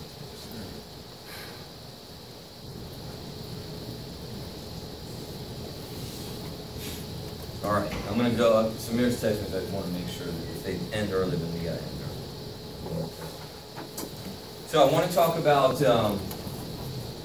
closing and quoting and running the dime and things like that, because you know, I've noticed a lot we are getting a lot of CODs, okay? And while there's nothing wrong with CODs, okay, if it's appropriate and they're healthy, always remember the client is not protected, okay? They don't have protection, they're not conditionally covered. And it also, see, when we apply for insurance and we lock them in, okay, and we actually get them to do the application, they've taken that step, and sometimes mentally they've already bought, right? And so if you give them a COD option, they have an option to get out, right? And the client, always remember this, when dealing in life insurance, our number one goal is protect dependents, especially those kids, okay? Now, I always talk about the claims we've delivered. However, there are times I've missed sales and the clients have died. I don't like to think about that because I feel terrible, right? There are times where I missed a sale and somebody became uninsurable, they want insurance, or they lapsed their policy, and I didn't tell them how important it was. And I feel terrible about that. Okay? So we have to do a good job of just honing our skills and getting them to take that last step, which is paying that money. Because in my mind, okay, you got young kids, you got debt, you don't have money saved, the life insurance bill is one of the most important, if not the most important bill. I carry lots of life. I pay, I think, $350 a month just for my portion of insurance. Right? I had a health scare recently, right? Because I got bit by that tick and I don't know what's been happening, right? I upped my insurance right away. This is, you know, this is the way I feel, right? And I have money. I'm for the most part, I'm self-insured. Right? I didn't show you my equity in my house, right? I got another $300,000 there. I'm not talking about that. I'm talking about money I have, vested cash.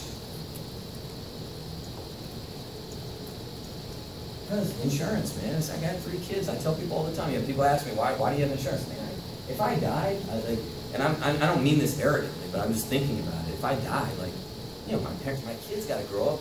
You know, they lost their dad. That's tough. If anybody's lost a parent, you understand that. And then not have as much money or not the lifestyle at the same time. And imagine people have no insurance, no money. You know, I have some money, but if people die, no money at the same time, some people may not make it back from that. And that can be prevented. And you know, Gito said it. He goes, man, you know, I'm looking at some of these quotes. $50 a month? He said that. I didn't have to teach him. He just said, he's like, $50 a month? My life may not have been as hard. That's 32. You don't forget those things. You know, you're 12 years old. So these are things, our passion and our skills have to match. You can be passionate, but you got to be skilled too. You got to understand the process. You got to be able to, you know, be excited, but then at the same time walk the client through, right? And quoting people it's just important.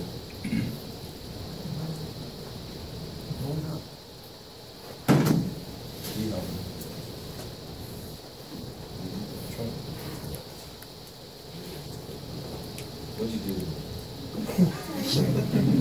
What's your Indian virus?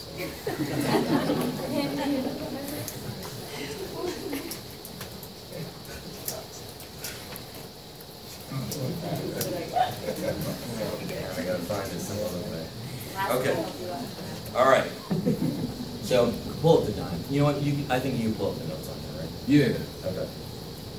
So we have done some things throughout the presentation to get smaller commitments when talking about insurance. Okay. One of them is finding out how much money they waste. Okay. We go through the $200 a month example. We find out how much money they waste. Get them to confirm, you know, $200 to $300 a month. Okay. 2. Thanks. What should you do? Trick didn't work.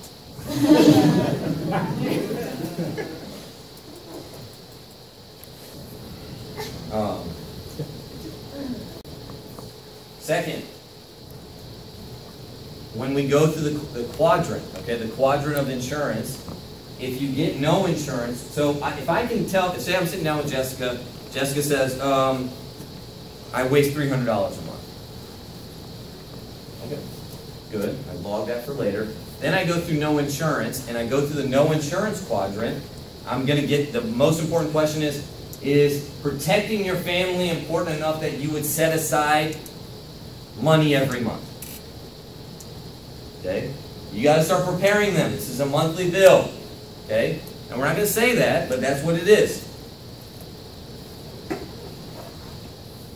Then when I get to the dime, and the fin worksheet is really important.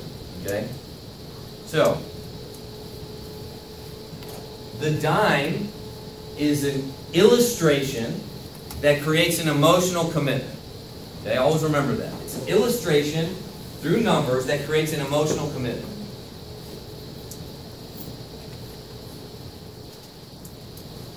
Everybody wants to protect their family. Write this down. Everybody wants to protect their family. Nobody wants to buy life insurance.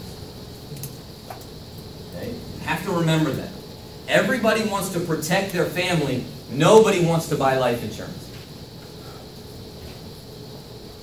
We have to play on that. The love they have for their family. That's what we're playing on. The thought of buying life insurance for most people is repulsive. Always remember that. Because they're spending money on something they will never use. So when we enter the closing process, we have to do what we have already done, which is protect financial independence, protect their kids, protect their loved ones, make sure their family's okay, protect their legacy. If something, God forbid, happened, they could have some peace of mind that my family financially would be okay. Always, that's what we're playing on. It's not premium and insurance and coverage amounts and face amounts and IBR and all those things are added. No, it's your kids making sure they're okay. It's providing for them.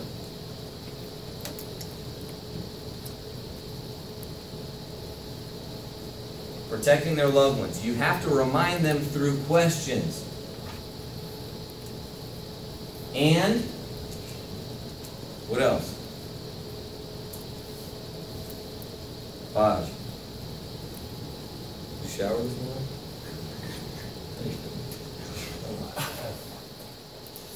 You sleep in your car? Through questions, and what else?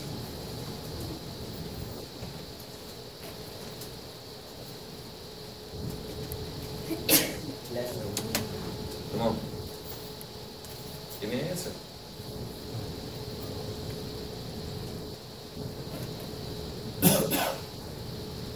Who else? Personal story? No.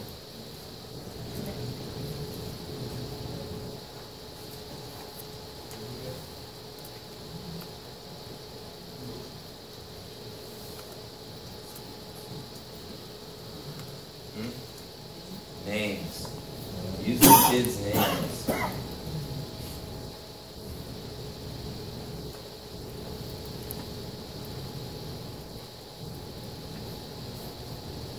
Disappointed.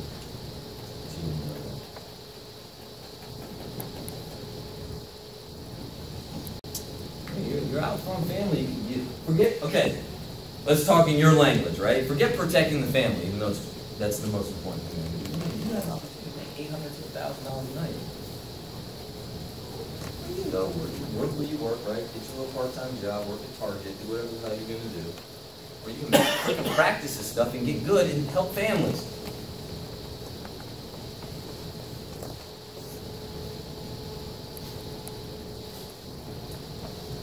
When someone holds your head down forever, you start getting comfortable. Right? When they tell you how much you make and how much you're worth, and they just beat you down, it becomes part of your identity. Always remember that. And if you don't improve your skills, your financial awareness to, like, I'm worth more than this, I get doing whatever you need to do. I've done everything to make extra money. I cut people's grass. I did all of that when I started, okay? But I got my skills down so well because I felt I can make $500 in a night. I can make $1,000 in a night.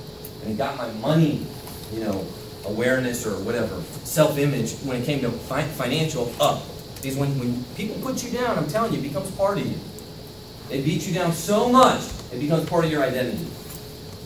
Well, I'm just testing this. It's just not in the cards. That's not my nature. I tried. Really? Did you try? You sit in my meetings. This is something I say. I said this to all of you guys, right? What do you say? Through questions, using names. I don't just go through the dime and just go through the numbers. I mean, I understand how important this is and the sequence I use.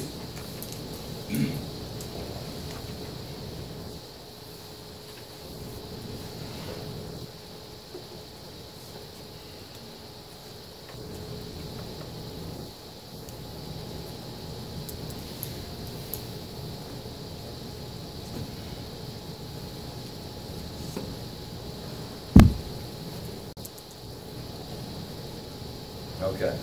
When you get to the dime, has anyone shown you how much, like the notes are in the presentation. I'm going to go through it just for a little bit more clarity. So we've got commitments on insurance. We've gone through the coverage quadrant, which is very simple, right? No insurance, group insurance, cash value, term. Use the ones you need to use, okay? I would err on the side of educating a little bit more because then you save and protect your sale, okay? Because people do get remorse. They get buyer's remorse and they may not want to go through with it. But if you educate them, you lock it in a little bit more. Okay? So the way I do it is I go through no insurance, then I go through group, then I go through cash value, just do funny banking, the first part. Hey, I don't want you to ever have this. And then I go through why our term is the best. Okay? And when I get to dime, has anyone shown you how much life insurance you need? No. Let me walk you through it. Always remember, for many of us, this first appointment going through the dime is basically doing their F&A. And even though you may have had 4 or 5 appointments this week, this is the client's only one. You have to get excited about this. You're showing them how, man, once they set this up, they're good. This is a simple formula called dime. It used to determine how much protection you need. Now, Miguel, not that kind of dime. You know what I'm saying? It'd be funny if this said before they called Doug.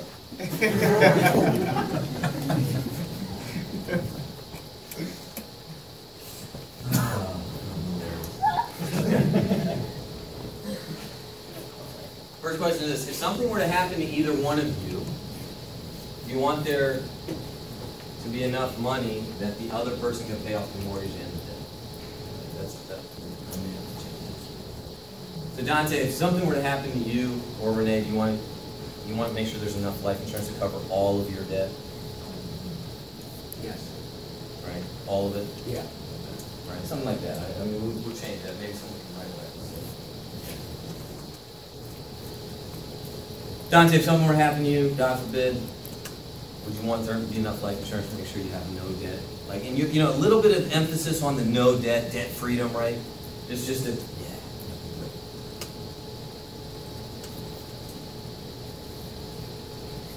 And now we don't want to get into details. We don't drown them out in details here.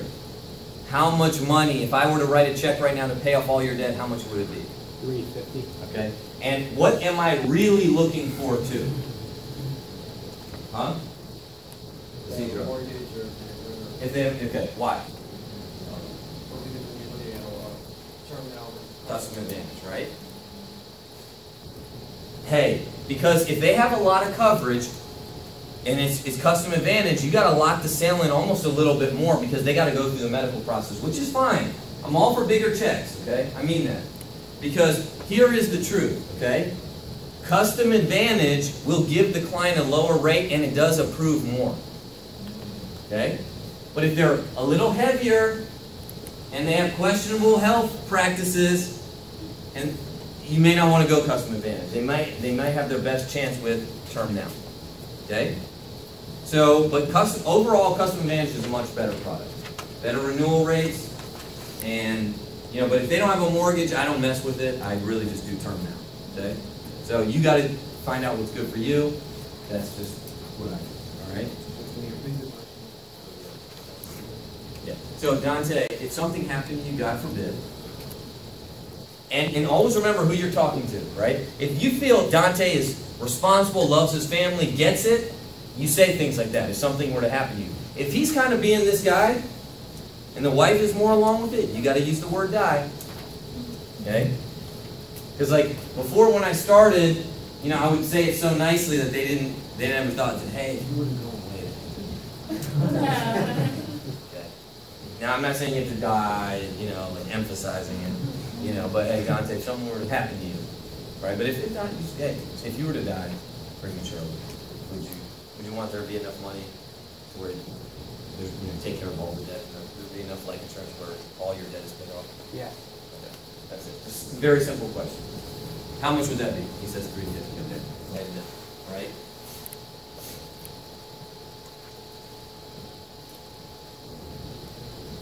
Again, Dante, Renee, if something were to happen to either one of you, you want there to be some insurance money to help pay for the kids' college. Yes. Okay. And then you calculate it. Okay? Because I don't want you getting drowned down with how much would it be?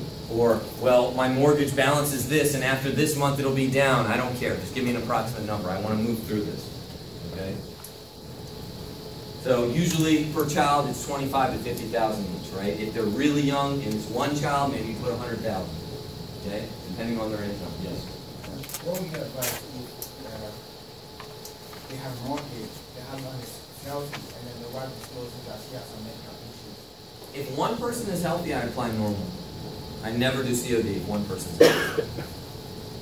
So then a healthy person becomes a spouse, right? Huh? The unhealthy person becomes a spouse, right? Yeah. Yeah, it doesn't matter even if they're the primary. I mean, they'll do a conversion. The company will do it automatically. Like, say I wasn't healthy, I got denied, they would move my wife to the primary. Right, Matt? All right? I just want to make sure I'm right. So, you know, to apply not COD, one person needs to have good health. Then I apply.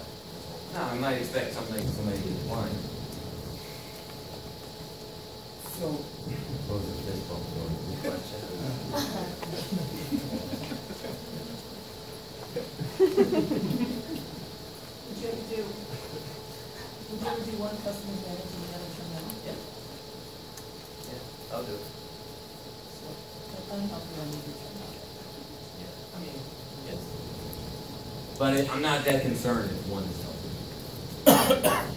So I had one where the guy was definitely concerned about his health, so he did turn down, and the wife was like giving a lot, so we were like making the care of on her. What would have been the advantage, I mean, is there an advantage or disadvantage if we had just put them both on the one application? We might have been turned down, and then what happens when he dies? Term now versus custom advantage, it doesn't matter, two applications, one application. If one person is not healthy, you should always do one application. Okay? Because then you can apply as is without doing a COD. You get advanced more and you get your production.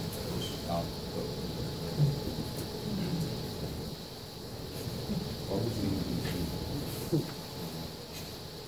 Ask Rock about that. Ask Cynthia about that. All right, next question. So we went over the education.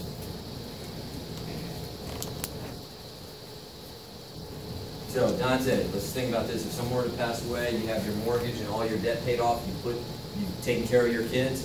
What are your kids' names? Jordan and Aiden. Hey, you see that? You didn't see what just happened, right? You see it? He smiled when he said it. All right, people, what's your kids' names? It's your kids, man. Right? You're going through a process. He didn't even know he was doing it, right? There's pride. Those are my kids, right? Jordan and Aiden. I saw that thing. That article is right there. Like, you don't think that? You think she planned that? You don't think she was defensive driving? Somebody just hit her, man. That stuff happens, man. And you got to have your insurance, man. You got to have it. And I'm talking to you in the crowd. If you have it, if you don't have it, get your freaking insurance right.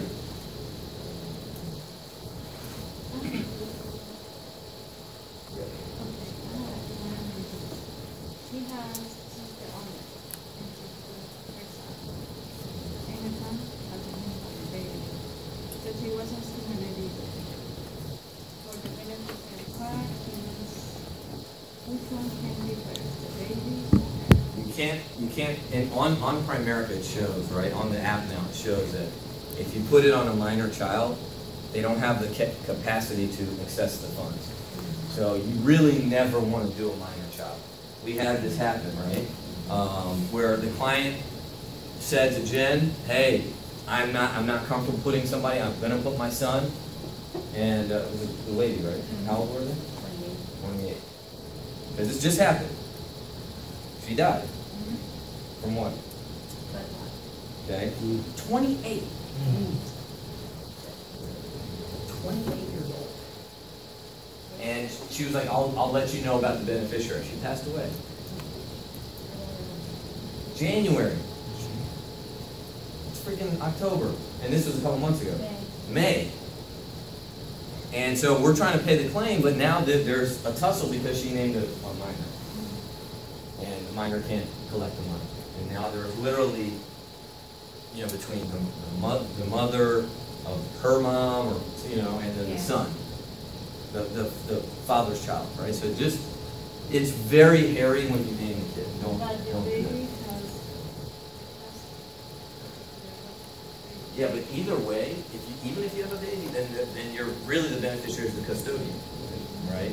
So the beneficiary is never the child. There has to be a guardian for the child. So avoid that, okay? Learn from this what happened with Jen, right? And I think this happened with Andre's person too, right? Yeah. They left it to an estate, and then someone who was trying to come after the money, somebody, right? They didn't even want the wife to get it, Yeah, or he left half to the wife and half to the kid, but the kid was too young, and somebody tried to come after the wife or another family member, actually. Right. One of his family members When it should go to the wife and the kids, Should go to right? the wife and the kids. But he lets the kid, and sometimes then who wins? Attorneys win, and just the paying money is stupid. Okay, so we have to, and that's why it says on the application now, don't name a minor child, because this is happening a lot. Okay. Mortgage debt set aside, college.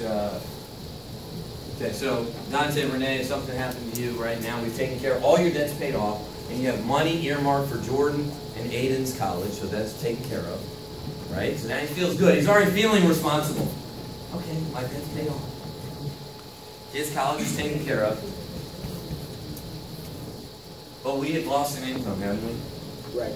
So how much monthly income would you need to maintain your standard of living? Or more, but also be able to continue to save for the future? 2,000. Okay. So, go down. So then you calculate the number. It's on the little thin worksheet, right? So you find $2,000 a month. You go say it's $237,000 of coverage. So if something happens to your spouse, we want to help you invest this money, and that would allow you to receive this $2,000 a month on a monthly basis. Does that make sense? So if something happened, you can take money out, you invest this money, you can take $2,000 a month to live, right? When we say that your need for life insurance, say Dante's was $350, $100,000 for the kids, $450, and another $250,000, so $600,000. So your need is $600,000. Does that seem like a large amount to you? Yeah. And if they say yes or no, right? And a lot of this is for your explanation and you just to understand this, right? $600,000 is a lot of money if you were alive and someone gave you a check. If you died and your family gets $600,000, you got to live on it. It's not that much. And you're not going to say it like that, but that's what you're communicating to them, right? So, yeah, I understand it does seem like a lot of money. If you're both living and I give you $1 million or Dante $600,000, that would be a lot of money. However, if your spouse dies and the income stops, now you have $600,000, you can see how that money would be applied, right? And this is what I'd say. I'd say, so $600,000, we take $100,000 for the kids for Jordan and Aiden's college. We pay off your debt $350, you're left with $250, so you can see it's not that much money, right? So when I say, you see how it would be applied, go through it again. You can see it's not that much. So if either one of you pass, you'll receive good.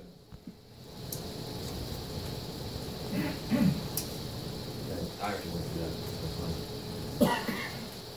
Now, when I explained that to you, did any of that seem too high or too low? I want them to get that. Still seems high. Okay. I want to get them some coverage, but I do want I want to explain it. So if they say, yeah, it still seems high, okay, I'm going to bring it down. I have a question that we can take this off target. If we're doing this, like 600,000, are we not putting the full amount of 600,000 and getting the picture to, have the income come in, like pay for the mortgage, pay for this, like the loan, Yeah. or are we just taking it as a lump sum? We switched it. Yeah. I think that's what I would explain to us for every time we need the mortgages or we need the education. Now look, if this is for you, okay? So what he's saying is before what we do is we invest all the money and just take out $5,000-6,000 a month. Okay. So in my experience, Omar, when dealing with death claims, most clients, one, they blow the money even if you're around. Okay? Because when you give a grieving person $600,000, right? You don't know what, I mean, it's so creative what people do with their money. It's shocking. I mean, we've had people go in 12, 18 months, just money gone. So now, and because it's like, hey, take $5,000, oh, well, I needed this, my son needed this, I have to do this for the church. And I get it, but it's like, man, really? You had to go right off the top, right off the break? Right? I mean, or whatever, they're giving the money. Like, wow, okay, maybe you should have invested it first and give a little monthly. Now the money's gone, right? So now it's like, look, we're taking it to pay off the debt, put the money in the college right away, which that college is investing in anyway, right? And then we can look at, because then they have a clearer picture of what they actually have, and then take the money. So that's why, and I think this is a little bit more simpler to explain. If I felt, Because yes, what Omar's saying is you should invest the money and just take $5,000 more. That is the smartest thing to do. That is true income replacement, but you also have to know that the climate of clients, they're just not abiding by it. And these are even people that we deal with. So, and before this, before you pull up the thin worksheet, Evan.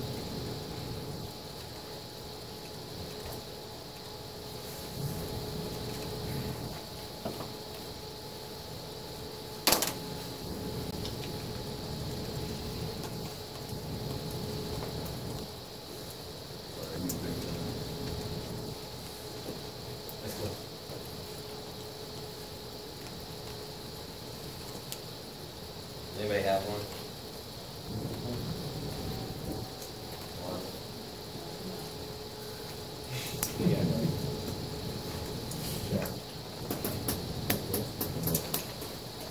Thanks.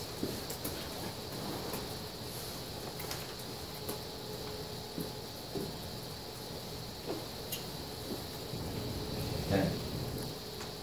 So after you do the dime, and Thomas is pulling it up, then you ask this question, okay? And before you do the dime, actually, this should be on the script too. So someone will write this down. We got to add this down to make sure we have this. And just on the script. If something were to happen, you wouldn't want your standards. I know I already asked you, Dante, but something were to happen to you, would you want your standard of living to be the same, a little better, or worse? I'm going to ask that again, okay?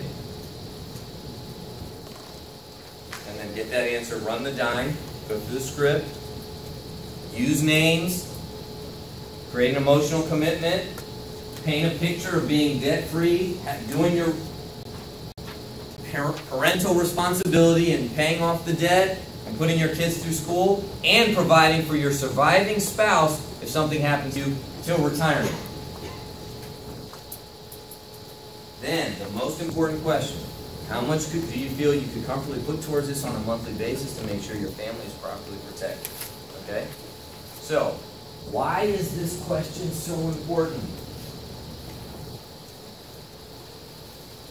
Okay, there's so much to tell by this question. Okay, how much do you feel you could comfortably put towards this on a monthly basis to make sure your family is properly protected? Okay, I love asking this question because I know, now obviously I know if I'm going to make a sale, but I just can tell so much about this person. Okay? Number one,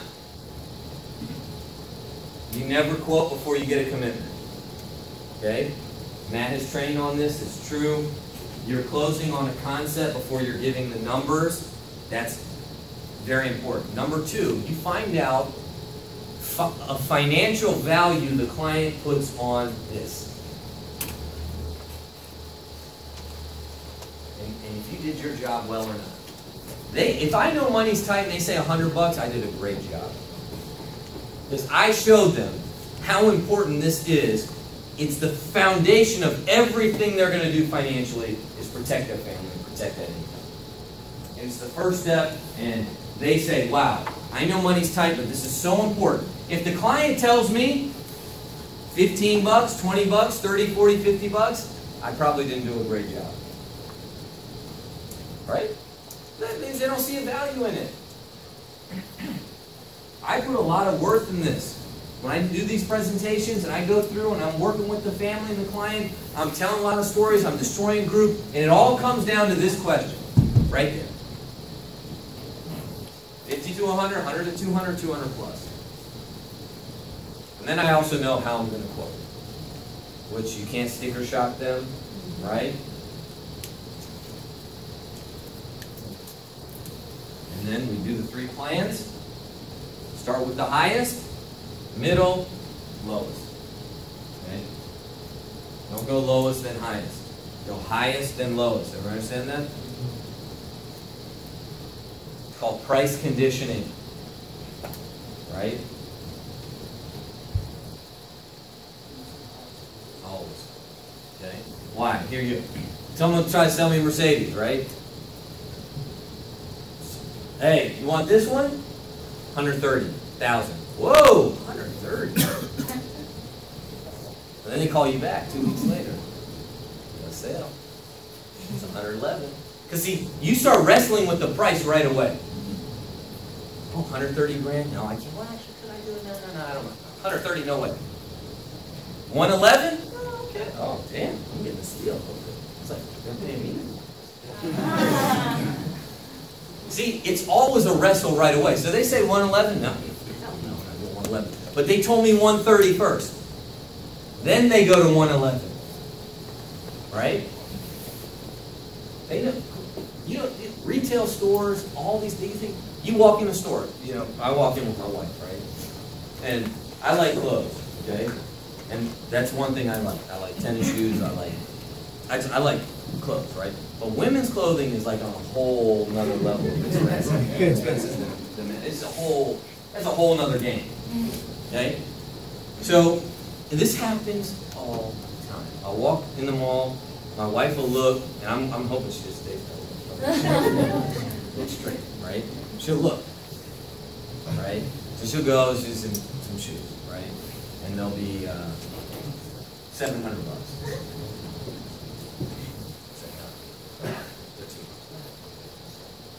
Then we'll walk back to the mall later, right? A couple weeks later, at 500. I mean, it's like instant, gone. It's just like, so you bring them up, that's it. I don't care if they're my size or not, I'm paying. I just say, they know what to do, man. Right? So when you give the price, you always give them, hey, this is the maximum you need, this is actually your need, and this is, I would never recommend going lower than this. You understand? You do the dime right, you ask the questions, you prep them up front, and you have a license to print money. Right? You build a team. I already showed you what can happen to you financially, right? Use your imagination with what you can do with that money. Okay? You can do whatever you want. Some people it's toys, some people it's charities. Some people it's a home. I want to live in a home that's like a resort. You know, some of the houses I look for, right? I just look. Or I was telling Kelvin, right? I was like, man, there's nothing wrong to look. Because he's like, man, no. You know, he's like, he's telling me about something that he's looking at. I was like, no, there's nothing wrong to look. I look all the time. I do an application, I look, you know. And I look at some of these people, and they built their house to be a freaking resort. Like, that's what they live in a resort. I was like, man, maybe I'm not there yet, but one day I'll get there. All right, so let's take a break. We're going to set a ton of appointments. As a hierarchy in a group, we need to set 100 appointments today. Okay? 100. I know we have a smaller group. Get on the phone. And when we set appointments, we set them before next Saturday. Okay? Because between now and next Saturday night, we're going to Haunted Forest. That's my favorite incentive that we do. 1,500 personal premium or 3 personal recruits qualifies. You can get the tickets as soon as possible. So make sure you qualify. It's going to be an unbelievable incentive. Let's set a bunch of appointments. We'll meet back here.